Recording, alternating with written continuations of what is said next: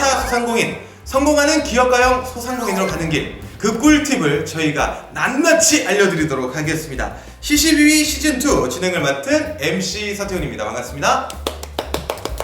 안녕하세요. 권현준 노무사입니다. 반갑습니다. CCBB가 키운 사장 강명수입니다. 반갑습니다. 네. CCBB가 키운 베테랑 알바생 김지은입니다. 반갑습니다. 네. 자, 반갑습니다. 한국고용노동교육원과 함께 소상공인이 알아야 할 세상의 모든 지식 정보에 대해서 이야기를 나눠보고 있습니다. 오늘의 주제는 이게 나왔군요. 예, 근로의 플라워라고 할 수 있죠. 근로의 꽃, 임금. 소상공인이 알아야 할 임금의 모든 것. 첫 번째 주제는요. 이거군요. 노동 현장에서 항상 핫한 주제죠. 최저임금입니다. 우리 지우님, 현재 최저임금 뭐 받으시는지 잘 모르겠지만 요거에 대해서 좀 알고 계시죠? 네, 당연히 알고 있죠. 현재 2023년 기준 최저임금은 9,620원이고요. 이걸 월 환산액으로 바꾸면 200만 580원입니다.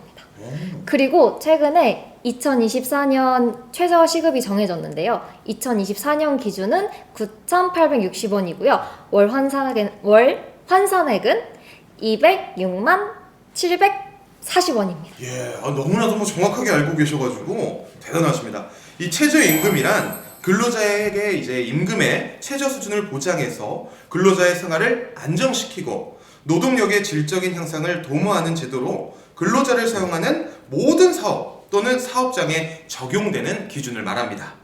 그렇죠. 한마디로 말하면 국가에서 정한 임금의 최저 수준인 거죠.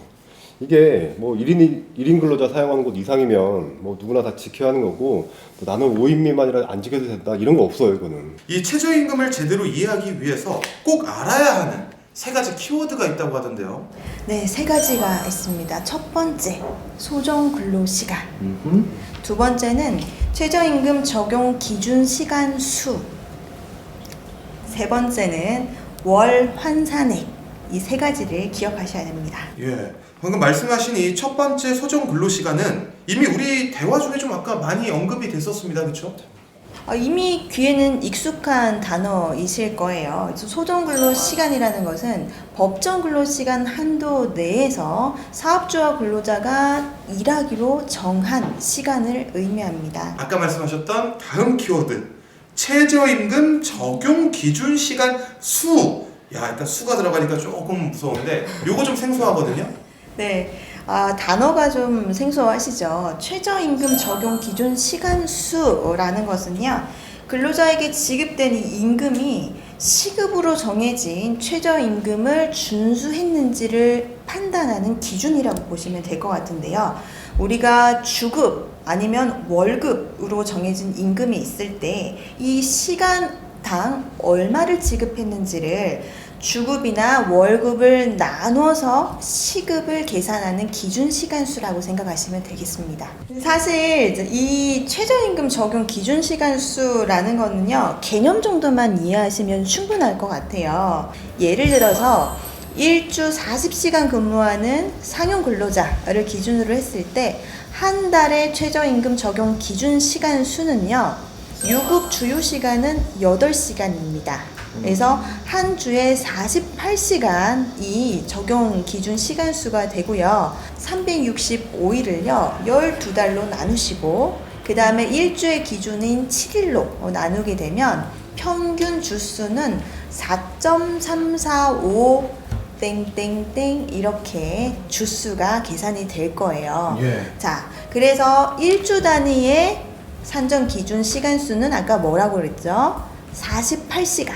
48시간. 네, 48시간에 4.345 땡땡땡을 곱하면 208.57 땡땡땡땡이라는 수가 나오게 되고요. 예. 반올림해서 209시간을 적용하고 있습니다. 예, 일단 이거 뭐 저희가 이제 개념을 뭐 디테일하게는 아니더라도 이렇게 잡고 있다 정도는 알면 되겠죠? 네, 이거 수식으로 그냥 기억을 하시면 좋을 것 같아요. 자, 괄호 열고 소정 근로 시간 더하기 주요 시간 괄호 닫고 곱하기 365 나누기 12 나누기 7 이렇게 하시면 될 것 같아요. 우리 마지막 세 번째 키워드로 한번 빨리 힘차게 나가볼까요? 최저임금을 마지막 이해하기 위한 키워드인데요. 월 환산액입니다. 자, 이 월 환산액이라는 거는요, 해당 연도의 최저 시급을 월급 단위로 환산한 금액이라고 보시면 될 것 같아요. 그래서 다시 말해서 최저 시급을 1개월 단위로 계산한 금액이다. 이렇게 말씀드립니다. 노무사님, 이거 안 지키면 법적으로 처벌이 있죠? 네, 당연히 있습니다. 최저임금 위반 시에는요, 3년 이하의 징역 또는 이제 2천만 원 이하의 벌금이 부과됩니다. 노무사님, 만약에 최저임금법을 위반했을 때 사업주하고 근로자가 서로 합의를 하면 법적 처벌을 피해갈 수 있나요? 그렇지 않습니다. 실제 사례를 소개를 해드릴게요. 최저임금에 위반을 하고요, 뒤늦게 합의했지만 처벌된 사례였는데요. 사업주 A가 최저임금법을 위반했는데 뒤늦게 근로자에게 사과했습니다. 그리고 최저임금 부족액을 지급을 했어요. 합의를 한 거죠. 네. 근데 결국 형사처벌을 받았습니다. 근로자가 합의를 했다며 처벌하지 말아달라 얘기를 했지만 통하지 않았습니다. 이유는요, 최저임금 위반은 반의사 불벌죄가 아니기 때문입니다. 자, 반의사 불벌죄라는 것은요, 피해자가 처벌을 원하지 않았을 때에는 처벌하지 않는 그런 범죄인데요. 최저임금 위반은 여기에 해당하지 않기 때문에 당사자가 처벌을 원치 않더라도 법 위반 시에는 바로 처벌을 하게 됩니다. 그렇습니다.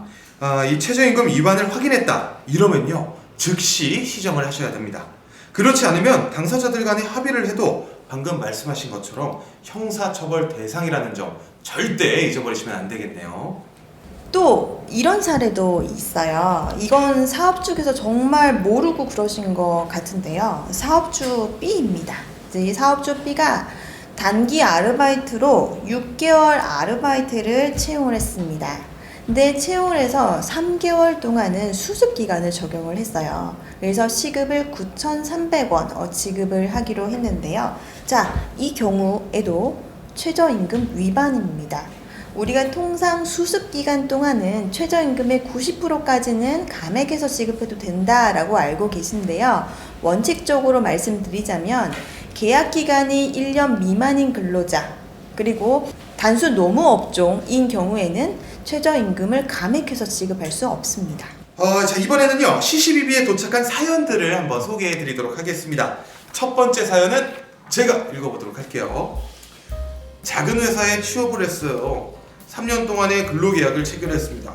업무가 복잡해서 3개월 동안 수습기간을 거쳐야 한다고 하더군요. 그런데 수습기간 3개월 동안은 최저임금액의 90%만 지급합니다. 이러는 거예요.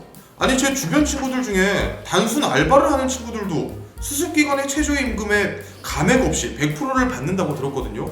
그런데 알바도 아닌 저한테 수습이라고 최저임금액을 감액한다니, 이거 불법 아닌가요? 이 회사에 계속 다녀도 되는 걸까요? 라고 보내주셨거든요. 예, 이 부분을 혼동하시는 분들이 많은 것 같은데요. 자, 앞서 말씀드린 사례 같은 경우에는 1년 미만 계약으로 체결한 경우였죠. 그래서 수습기간 동안에는 최저임금 이상을 지급하셔야 되고 감액할 수 없는 케이스였습니다.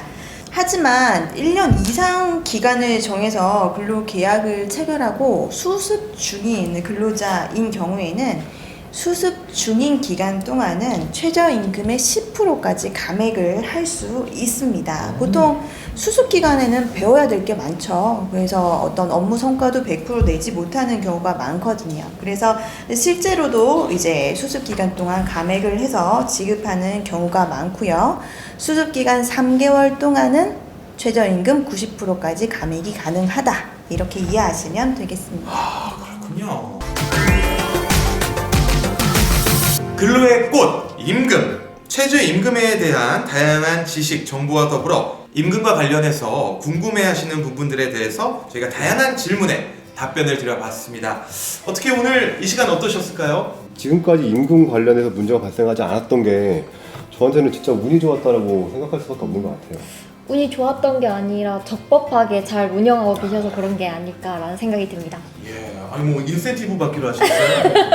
야, 맞는 말입니다. 예. 자, 노무사님, 법만 잘 지키면 사실 뭐 문제될 일이 별로 없다는 말씀이시죠? 네, 대체로 그렇습니다. 이제 물론 가끔 예상치 못한 돌발 상황이 발생할 수는 있는데요. 그래도 법망 안에서 안정적으로만 운영하신다면 우리 모두가 행복한 운영이 가능하다 이렇게 말씀드리겠습니다. 네, 어려워하실 필요 없습니다. 저희 시시비비와 함께 하신다면은 어려운 문제도 굉장히 쉽게 이해를 하실 수가 있을 겁니다. 자, 강한 소상공인, 스타 소상공인, 세상의 모든 소상공인분들을 응원합니다. 소상공인분들 힘내세요.